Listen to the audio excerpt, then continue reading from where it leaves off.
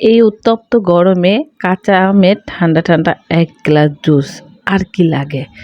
এই তো নিজের গাছের থেকে কিছু আম পেড়ে আনা হয়েছে।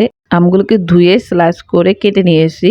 এবার একটি ব্লেন্ডার জারে পরিমাণ মতো কুচি করা আম এবং স্বাদ অনুযায়ী কাঁচামরিচ, লবণ, গোলমরিচ, বিট লবণ আর দিয়ে দেব মিষ্টির জন্য 2 টেবিল চামচ চিনি।